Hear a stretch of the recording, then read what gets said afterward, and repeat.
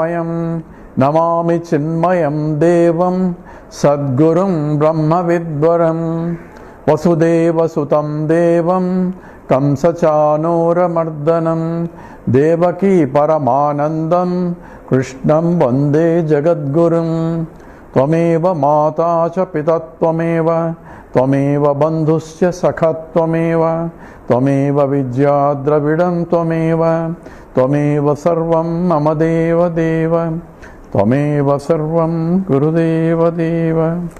Hari Om. We are doing the self-realization series. How am I going to realize the truth? And what is the truth? And what is the path also? So there is a path, it's even though it is infinite and therefore it is pathless path.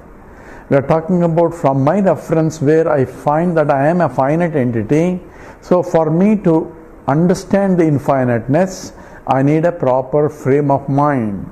And the gaining proper frame of mind is a path, because there's a karma yoga, a bhakti yoga, jnana yoga. Yoga is trying to yoke my mind to the higher reality, and depending upon the state of my current state of my mind, I have to approach or solve the problem, because our mind has already have a wrong notions or already preconditioned with previous notions. I have to remove the notions and re-educate the mind. That's why it's called realization by reanalysis. And for that I need a mind that is ready to do it, and that's what is called a commitment mind, a mind which is prepared mind, and that's what we call it a chitta suddhi, or the fourfold qualifications of the mind that is ready to inquire. That is called viveka, vairagya, samadhi shatka sampatti, and mumutshutvam. The 4 Ds. Viveka is discriminative intellect. Discrimination of what? Discrimination of what is eternal and what is ephemeral. Nitya, anitya, vastu, viveka. So what is permanent, what is impermanent? Impermanent appears to be there, and permanent I cannot see. Therefore I need a very subtle intellect. And the subtle intellect, we call it a sukshma buddhi, in contrast to tikshna buddhi. Tikshna buddhi is sharp intellect. Sharp is the intellect, is the one that dissects, because it's sharp. So all objective sciences where you try to differentiate and classify under this phylum, that phylum, that phylum. So we are trying to look at smaller and smaller differences and codify them in the groups. And for that you need a sharp mind, a differentiating mind.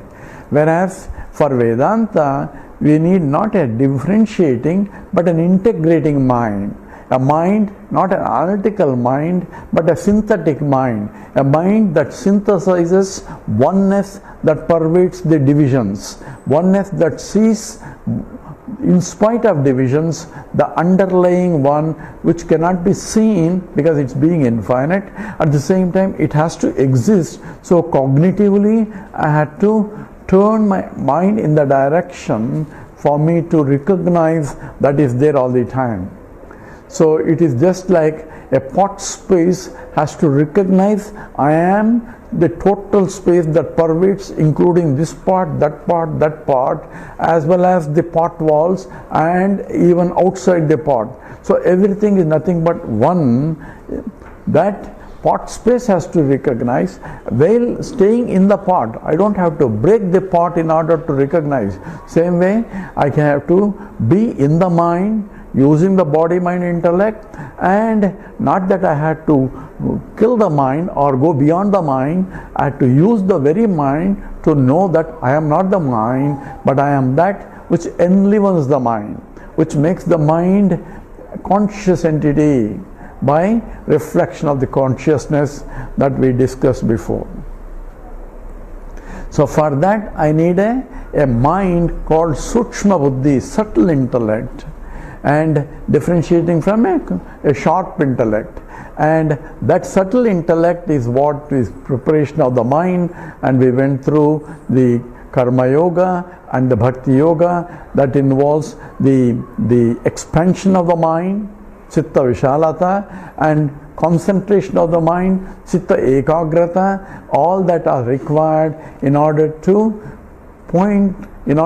turn the direction of the mind towards that. And that is essentially required. And a qualified mind. How do you know I am qualified or not? So it says in that case, the only way you should know, because nobody else can test your mind.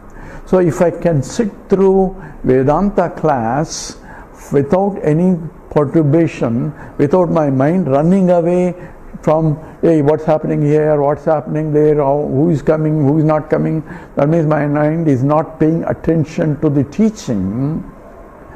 But if my mind is able to pay attention to the teaching, at least I have a required concentration of the mind, and also required ekagrata, and also ready to learn, a mind that is prepared to learn, prepared to shed off wrong notions and open enough to see what is the real truth. That mind, if I can sit through for a Vedanta class without any perturbation, that means my mind is prepared enough to pursue the Vedanta class. Then I don't have to go to Karma Yoga, Bhakti Yoga. I can do it when I am doing outside, when I am not doing Vedantic Shravana. But in the Vedanta, I have to drop all other, concentrate on the truth that is being pointed out by Vedanta. Sir, I have already learned all the scriptures and I have studied Vedanta. Then what happened? So someone went to Swami Chinmaya and says, Sir, I have listened to Vedanta, the Bhagavad Gita almost 20 times he has listened to the whole Bhagavad Gita. So he said, I went through Bhagavad Gita 20 times. So Swami just laughed and said, now let Bhagavad Gita go through you. You have gone through Bhagavad Gita, but now let Bhagavad Gita go through you. So that means it has to be assimilated, it has to be appreciated. So all that is required in terms of trying to understand what exactly. So that's where the scripture points out, when I can examine my own life, when I can examine my own life and find and analyze, by analyzing my path, what I have been doing all my life. I spent so many years and years trying to gain this, trying to gain this, trying to get this to get happiness. Am I happy now? Is there still mind longing for something else? I have this, but is there still but? Unsatisfactory is still there. If I examine, you will realize that by any action that any accomplishment, by gaining something or getting of something, you can never reach that absolute, uninterrupted, inexhaustible happiness that you are really longing for. And that's what is called Parikshalokan Karmachidan Brahmano Nirvedamana Mayannasya Krutakrutena Tadvijnanartham sa Gurum Eva Abhigachet Swamitpanehi Sotriyam Brahmanishtam. So scripture says, if I have the capacity to look back and then decide that this is not the way to do. What's not the way? Going after things to get happiness, because I will not get happiness and I am still unsatisfied in the pursuit. So by any pursuit I am not going to get. That's why say Parikshalokan, by examination, and then now I have become intelligent enough. So what should I do now? What I have to do, because by action I am not getting nakarmana. So by action I am not going to get what I want. Should I stop action? Stopping action is also another action. So what should I do? So he says, Tad Vijnanartham sa Gurum eva abhigacche samitpanehi sotriyam brahmanishtam. For that only you approach a teacher. That's what he says. Tad Vijnanartham, to gain, how to gain that absolute, uninterrupted, inexhaustible happiness. How do you get it? For that, go to a teacher. So, what kind of teacher? Not a chemistry teacher, physics teacher, biology teacher, philosophy teacher. No. See, Sotriyam Brahmanishtam. So here the two qualifications are prescribed for the teacher. One is he has Sotriyam. That means he studied the scriptures by listening to scriptures. By Shruti means listening to scriptures, and Shruti also means the scriptures also. The Vedanta is called Shruti because it's passed on from teacher to the taught. So student learn by listening to the teacher, not by reading in the books. So by listening it was passed on. Only it was originally passed on by student to teacher by word of mouth. When Vedavyasa discovered that the distortions are coming, then he edited it into 4 volumes, and that's what we call it 4 Vedas. Vedavyasa is not a composer, but he is a editor of the 4 Vedas. And then who wrote the Vedas? Who wrote the Vedas? This is a big discussion in terms of the Vedic, any Vedanta. It is called Apaurusheyam. No human being has written. How can that be possible? It says that is a system. You have to agree that Lord Himself passed it on to this, to this, to this, and so on. And therefore, it is not composed by a human being. Therefore, it doesn't have any defects associated with the limited brain. That's what the implication of Apaurusheyam is. And therefore, the belief is that it is coming down and from the tradition wise by teacher to the taught. And the original teachers who are called Veda Drashtas, and they don't say we discovered it. It is revealed to us, which they passed on to the students. Now, what exactly Vedanta, that is Apaurusheyam aspect, though if you go to traditionalists, they take literally the Vedas along with the sounds and the words and all that. But for a rational intellect, we can say that the truth is Vedanta. The truth is Apaurusheyam, absolute truth. Just as a gravitational force is Apaurusheyam. It's not determined by the Purusha. A scientist may discover by investigating in that direction, meditating on that, and it gets revealed to him. So he may say, I discovered it. An objective scientist may claim because of his ego, he says, I discovered it. Whereas a Vedantic Rishi says, it is revealed to me that I passed on to the next one. So that is essentially truth about the laws, about the truth itself governing the universe. And that's what essentially Apaurusheyam aspect, because it's not dictated by a human being. That definitely is Apaurusheyam. So not only Vedas, but even even the universal laws are Apaurusheyam only. And the objective scientist only discovering. Discover means removing the cover because it's already there. And they are not inventing the laws. So in principle, everything is Apaurusheyam from my reference. The traditionalists may not agree with that. But even including Vedanta, that I am is the pure existent consciousness is also Apaurusheyam. And how to recognize it is Vedanta is pointing in the direction, and therefore that pointing also is being passed on from generation to generation.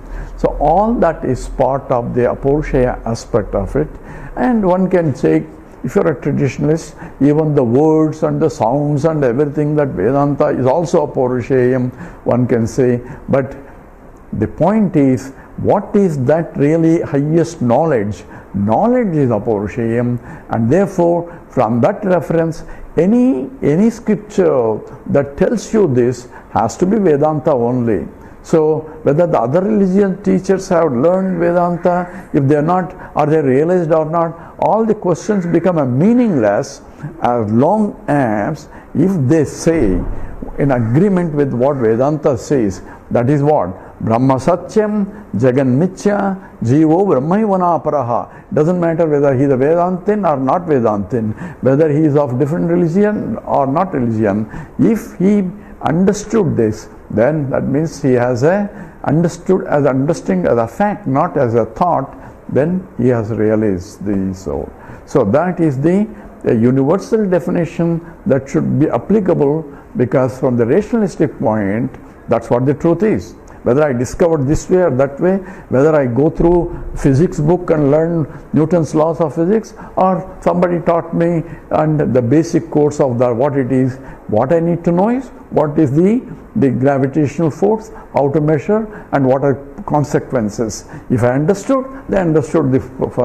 I don't have to go through a particular textbook in order for me to know. That is the actual physics. Physics is that tells you about the physical nature of the universe. If I can learn through that, that's what that is. I don't want to get into two aspects because a lot of criticisms will come on this, but the fact of the matter is, what is Vedanta says? Brahma Satyam, Jagan Mithya, Jivo Brahmaivana Paraha. Mithya is word that is being coined by the Advaitins, but it was there in the scripture. So the whether it is a Sat or whether it is Asat. So that has also been the Rigvedic sloka is there in terms of the world is neither Sat nor Asat. So what is neither Sat nor Asat? It doesn't. You cannot say it exists. You cannot say it doesn't exist. And we analyze that in terms of some of the considerations that we need to understand based on the criticisms we have received. So therefore, what is required? What is required is preparing the mind to inquire.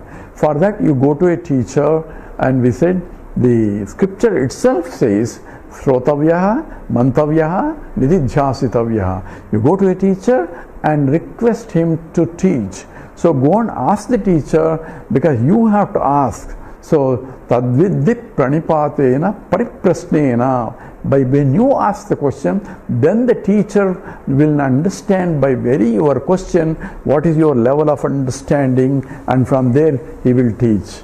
If you don't ask, he cannot assume what you know and what you don't know. He cannot start from the very beginning. He has to, depending upon where you are, and then teach from that point on. Therefore, pariprasnena, when you ask, then it is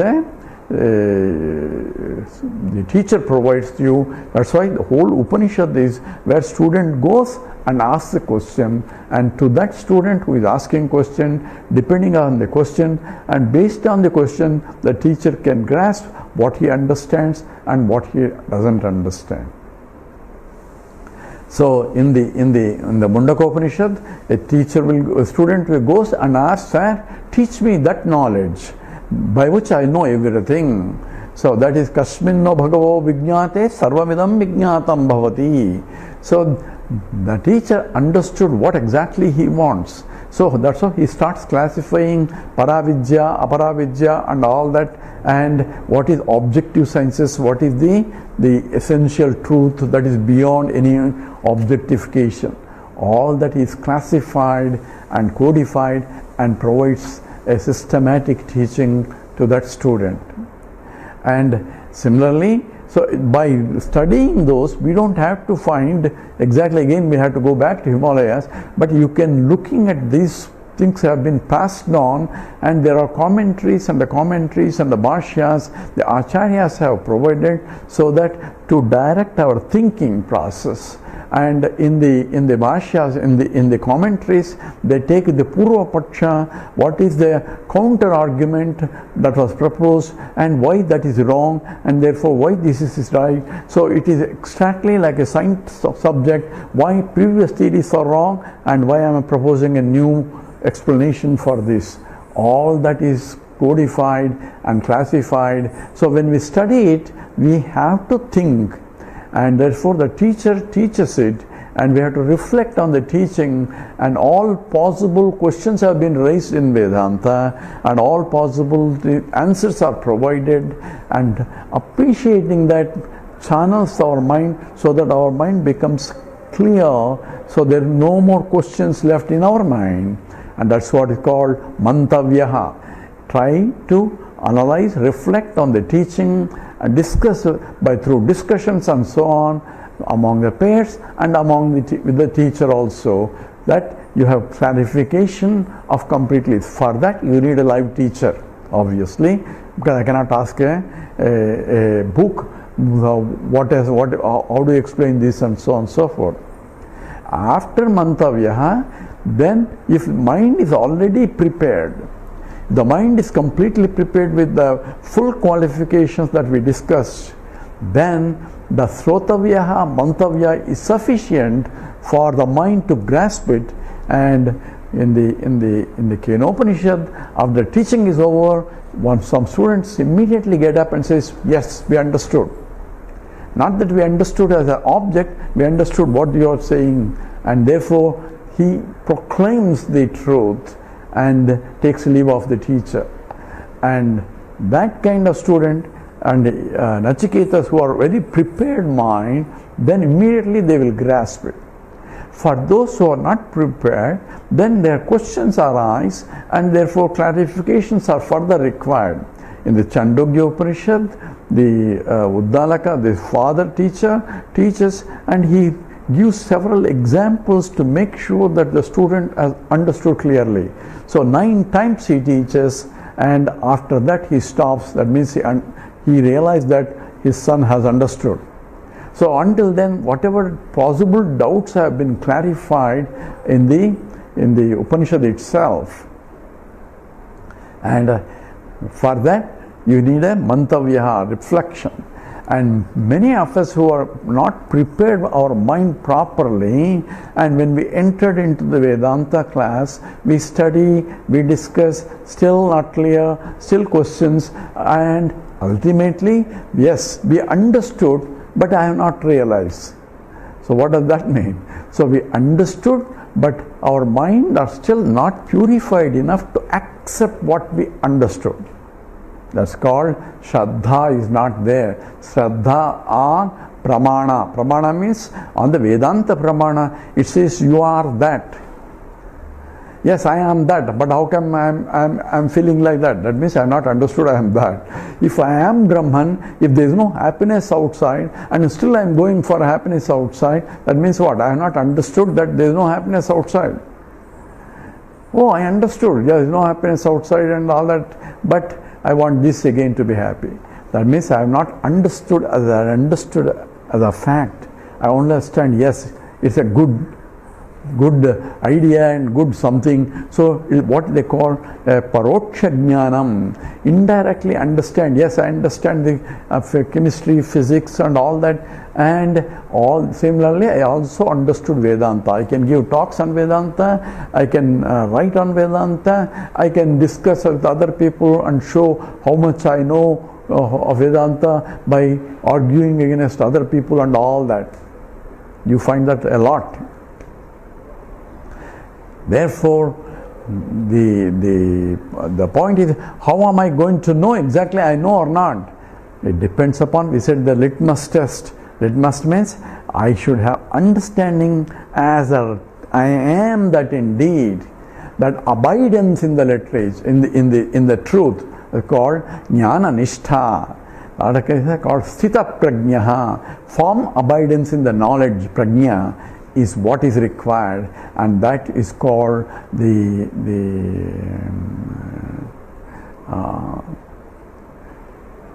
what is it? So it is a paroksha jnanam, aparoksha jnanam. Aparoksha means is not opposite to paroksha jnanam. Sounds like means opposite. Paroksha jnanam is indirect knowledge, and pratyaksha jnanam is direct knowledge. So the indirect knowledge and pratyaksha jnanam is direct. I am seeing directly there. It's not a hearsay. Somebody said it's chair. No, I see there's a chair there. So it is direct perception, is a direct knowledge, and that is opposite to aparoksha. Somebody said there is a chair in the room. I don't know whether the chair is there or not. That's called aparoksha jnanam. And we gave example of agave bird example, where in the my friend who went to Latin America, he came and described there is a bird with one wing is made with the silver, another wing made with the gold, a peculiar bird, and he gave complete description of the bird.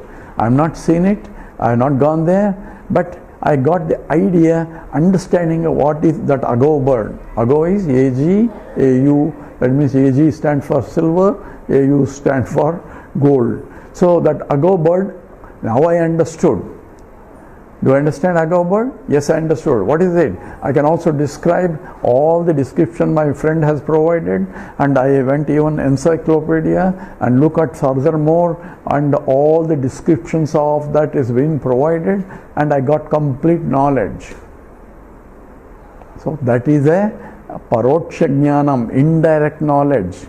Now, if I happen to go to Latin America and traveling around in the forest, suddenly I saw the bird, and that beautiful bird with the silver, one side the one wing is silvery and other thing is goldish. I saw, immediate knowledge has come. My God, this is the Agau bird that my friend was talking about, that encyclopedia described. Now the knowledge is what? It becomes a aparoksha jnanam, immediate and direct, because I already have the background. So if I don't have the qualifications, requisite qualifications, then what happens? It is like change when the bulb is burned out, and when they change the bulb, and the current is, the light is not still there, even though when you turn the switch on, there is no current yet, because there is no bulb is not burning. But I change the burned out bulb, I change it, but still there is no light because there is no current there. So once the current comes, then because the burned out bulb is been replaced by a new bulb, immediately the light comes. So was the replacing the bulb waste? No, that helped, because when it comes, it immediately strikes, because now I know what he's talking about. Same way, the knowledge of Agau bird helped me when I went there. When I saw real bird, and that becomes a Vijnanam. The other one is called Jnanam, and this is called Vijnanam. Krishna talks about Jnana Vijnana Yoga in the 7th chapter. So what is Vijnanam and what is Jnanam? Jnanam is indirect knowledge. Vijnanam is direct, immediate knowledge gained through indirect knowledge, which was there available for me to see I am. So all this knowledge becomes helpful when I contemplate on it. So when my mind is not prepared and not able to think directly when the teacher is telling you, and because my wrong notions are still lingering around, a mind is not prepared yet to see when the teacher is showing right there. Therefore, I had to contemplate on it. So, nididhyasitavyaha, you meditate on that. You meditate on that when? After shrotavyaha and mantavyaha. After listening to the scriptures for a prolonged length of time and understanding and reflecting on the teaching, that no more doubts, then contemplate on what?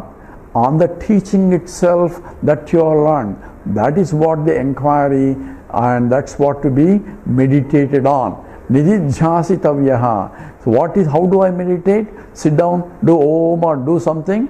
Say all those things may be helpful, but what is required is inquiring according to the Vedantic meditation, where the teaching has to say everything is nothing but pure existence. I'm not seeing the existence. I have to see what is that because of which this exists. And everything is nothing but consciousness. I'm not able to see any consciousness. I'm seeing everything is inert. How can there be all this about pramana? Pramana Shanka is there.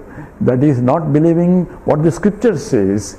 For that I had to contemplate and think, because what I see is not what I learned. Therefore I had to see in and through what I see. I had to see that which cannot be seen, but it is there.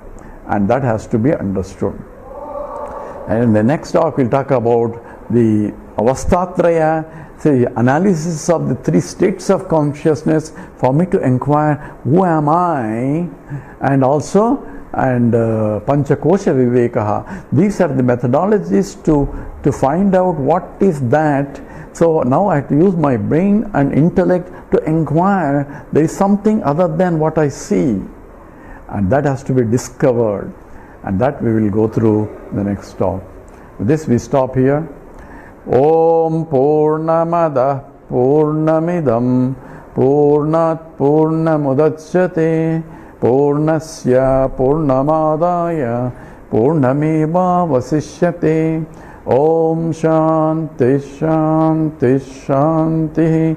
Harihi Om Sri Gurubhyo Namaha. Harihi Om.